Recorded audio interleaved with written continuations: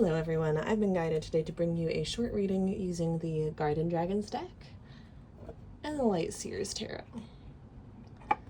We're going to start with shuffling the Garden Dragons deck. Garden Dragons. Carrot Dragon, observe.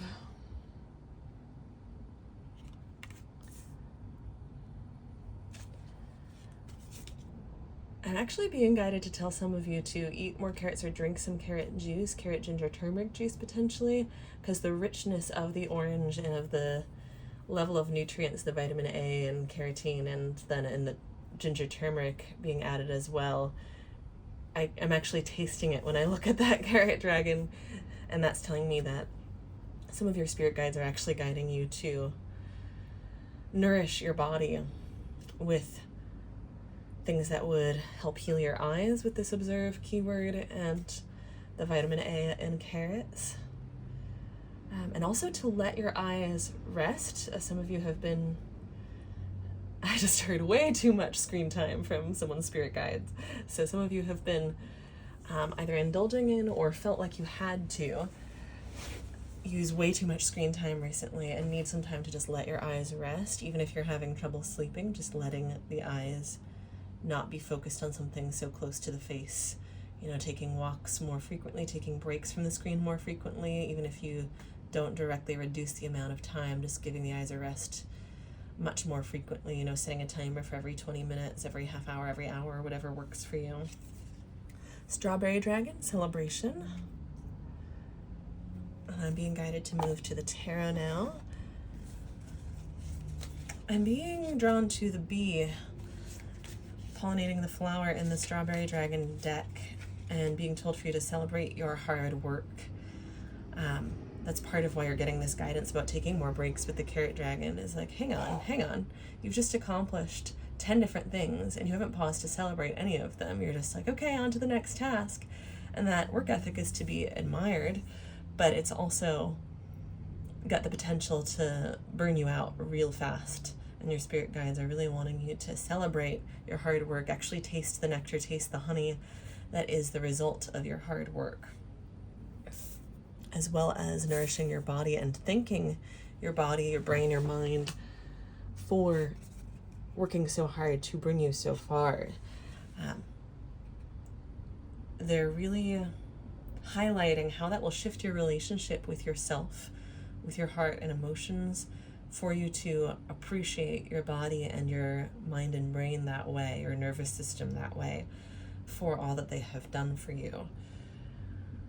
Really powerful message there, because it could be just very small actions, just saying, hey, thanks, when you see yourself in the mirror, when you're washing your hands over the sink, or while you're walking from one part of your home to another, pausing to notice your feet and go, hey, thank you for carrying me.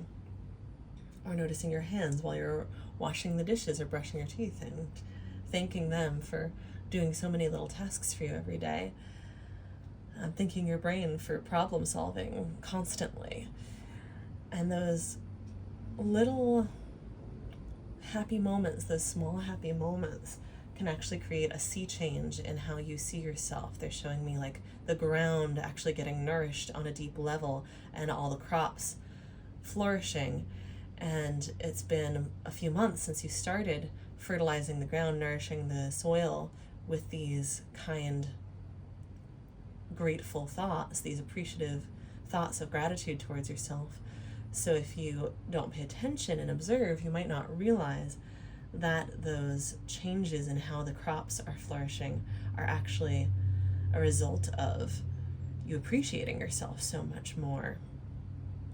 The way it creates this cascade of relaxation in the nervous system. They're showing me a cascade of hormones and neurotransmitters as that appreciation sets in and has a real tangible physical effect on your body and mind, the whole mind-body system or unit being deeply shifted and healed by pouring this nutrient of gratitude for all the things your body and mind have done for you into the cracks in the soil.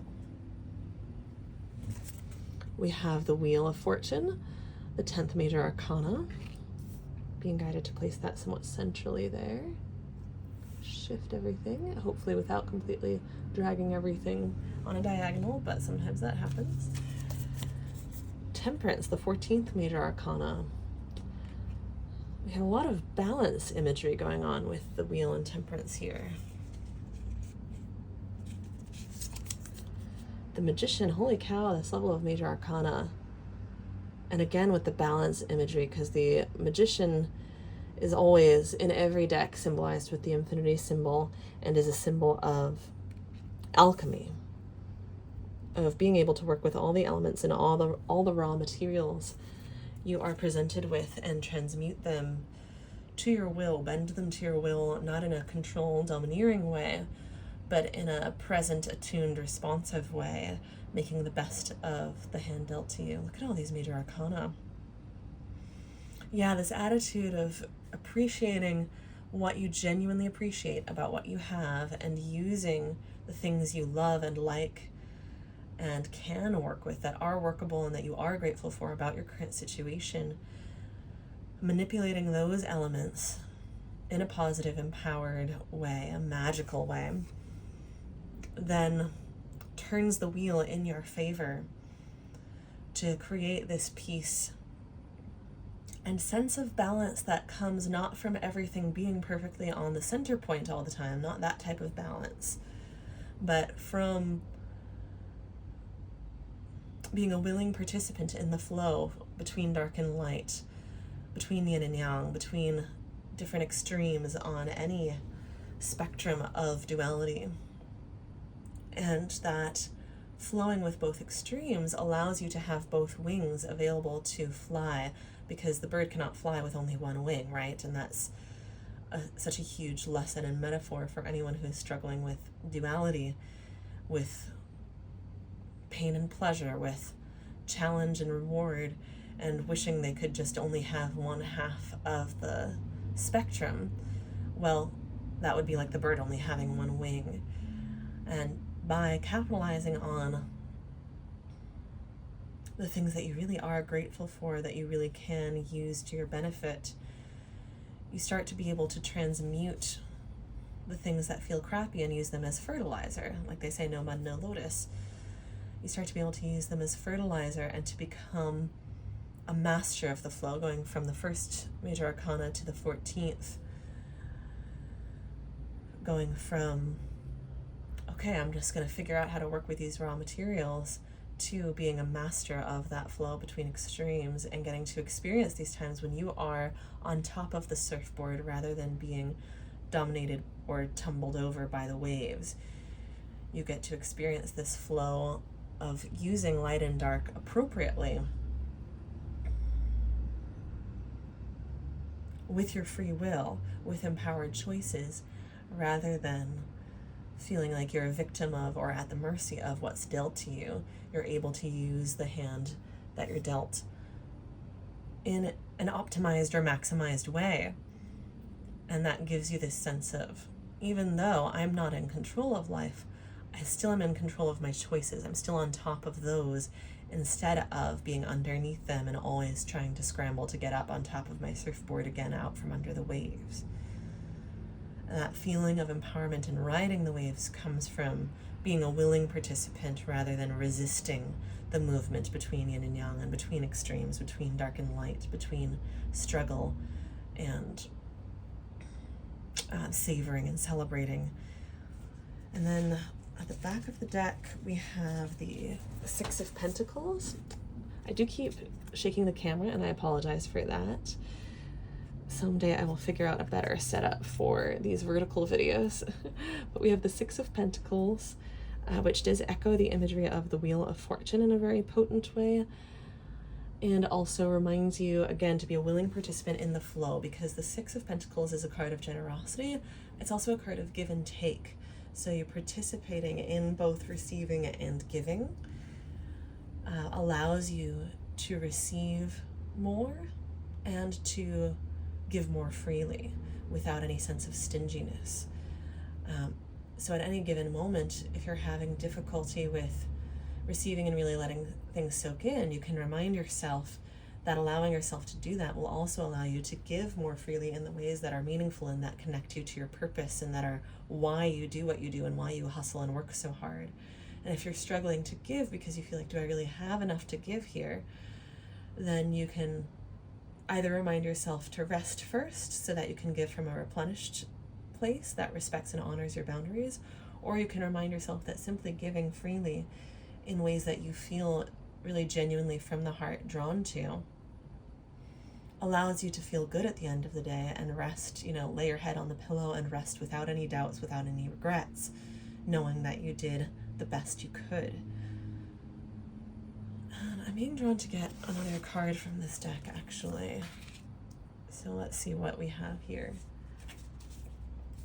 Okay, we have Judgment, so another card of balance. Does this fit up here? No, it does not. Okay. Let me rearrange here. Judgment. What is the Judgment card telling us? Again, with all these major arcana, and such a journey on these major arcana too, going from number 1 to number 20. Judgment. Observe without judgment, with the way I was guided to lay that on top of the carrot dragon there. Observe without judgment and being willing to celebrate differences, diversity, being willing to celebrate small victories and celebrate simply that you made it through a difficult time rather than you needing to be on top of everything or conquering everything.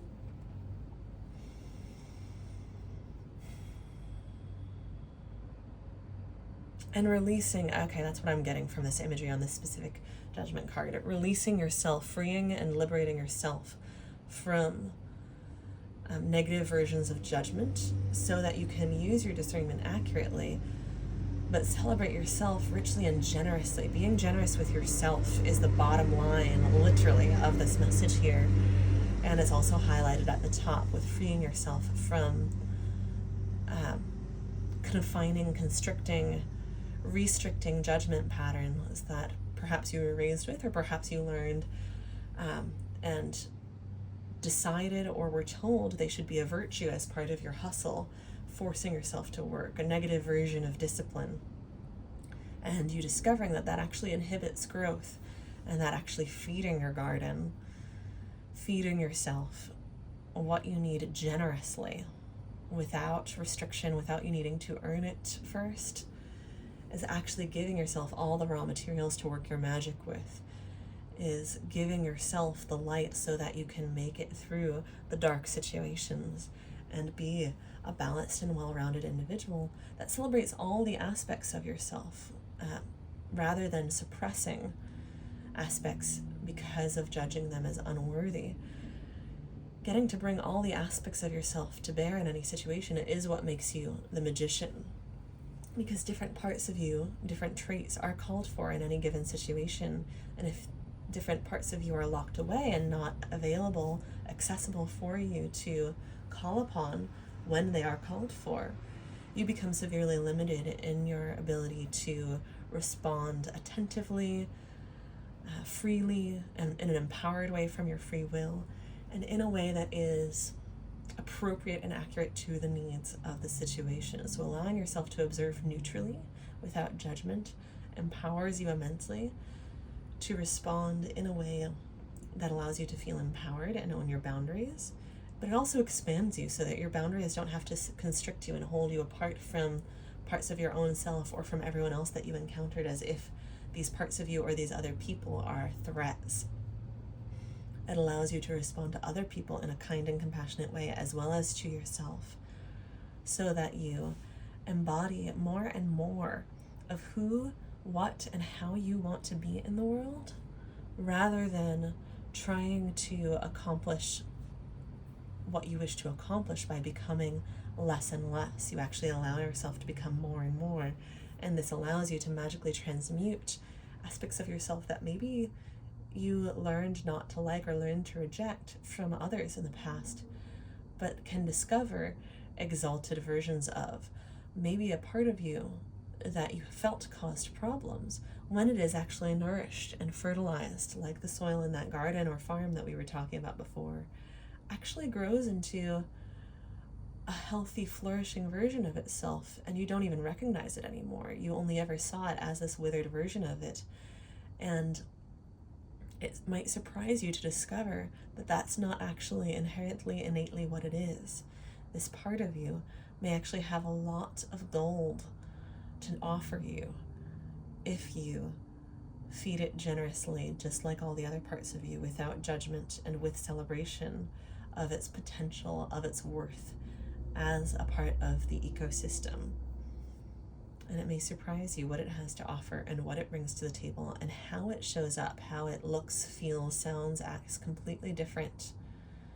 For example, a part of you that was resentful, when it is removed from situations where its boundaries are disrespected and actually honored and fed, may become incredibly willing, instead of being stingy and resentful, actually incredibly willing to throw itself wholeheartedly into endeavors that honor and celebrate it rather than taking advantage of it. And that's just one example out of a million that we could have from this rainbow garden of many different flowers and fruits and vegetables that are all part of you.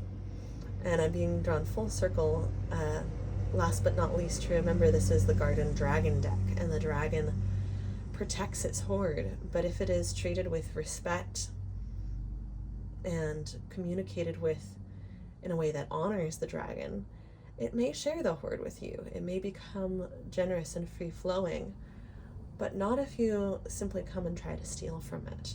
Then you will receive the karma, the wrath, the fire of the dragon. So again, coming back to yourself without judgment and with a willingness to see the best in yourself in a way that, rather than blinding you to challenges, opens your mind and your sight to observe reality accurately instead of putting blinders on, assuming, no, I don't want to see those parts of myself, I don't like them. I don't want to see those parts of reality, I don't like them. Well, hang on, maybe you can actually work with them in a much more empowered, free-flowing, unobstructed way that actually frees you up to do exactly what you thought those things were going to inhibit you from doing, if you simply allow yourself to flow without judgment, roll with the punches in a way where you're not a victim to them, but where, by being so seated in your center of non-judgment, compassionate observation, you can sidestep the punches that you don't really need to receive and react to. And you can step into the flow of receiving the things you really want to, rather than missing them because you're so focused on some sort of narrow-focused judgment where you're trying to control or fix. Spread your wings, catch the winds that are flowing at that moment. It's sort of a grow where you're planted energy, but the hawk flies by expanding the wings into the winds that are present. Yes, they have to wait for certain currents, but if they waited for only the perfect current of air instead of working with the flow that they have, they would never fly at all. And your wings are meant to fly. They're meant to soar high above all of the petty things that you might allow yourself to be dragged down by if you get caught up in patterns and paradigms of judgment, control, fixing, and constriction. So this is a really beautiful shift from a negative form of discipline to a life of nourishing yourself, being grateful for yourself, celebrating yourself, and with that same attitude also approaching life and others in a whole new light. Thank you so much for being here and being open to your expansion. This is really something I delight in sharing with you, so I cannot express my appreciation enough, and I hope you have a wonderful day.